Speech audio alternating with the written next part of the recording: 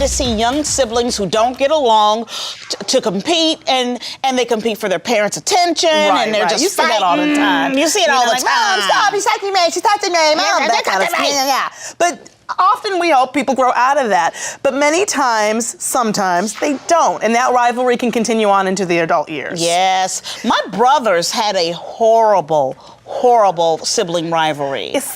If I may, rivalry seems like a tame term. It's tame. They would have sounded more like a violent war. Yes, they had knockdown, drag out fights, and they're great friends today. But it was awful, and especially in the teen years. Yeah. It was awful.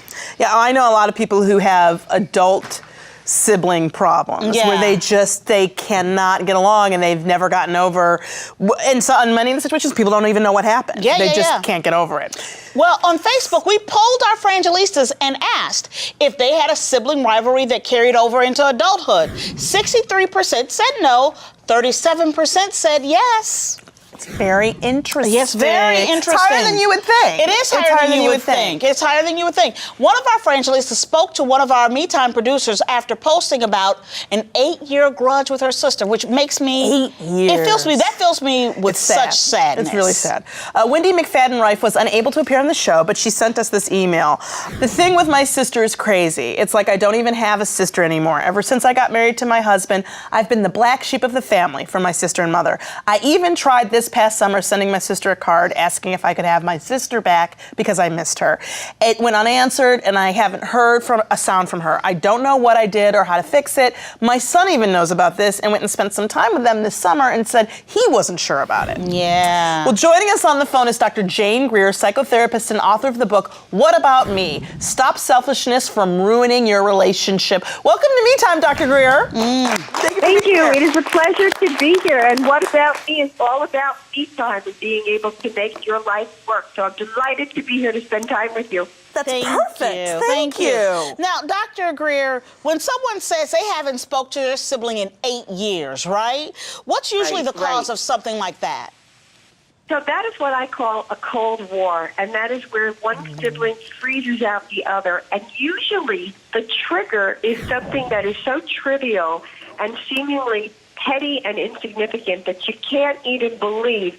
You're not talking because your sister didn't pick you up at the airport, or because you said you'd make Thanksgiving dinner and then you had to change your mind because it wasn't going to work, and now she's enraged with you because of that. But it's something seemingly innocent or benign. However, that is the trigger and the catalyst very often for what has been years of rivalry that has been brewing and kind of dormant under the surface. And then all of a sudden, like a volcano, you've got the lava, all that anger pouring out. And because it's so tangled up and so difficult for people to even talk about and address, they feel so angry, and they very often feel so maligned at whatever the last straw was that they say, that's it. They draw the line in the sand and they say, I'm done. And not talking is a way of voicing their anger. Well, this is the thing, too, when it's something that from the outside, as a friend of somebody in this situation, I go, that seems so petty.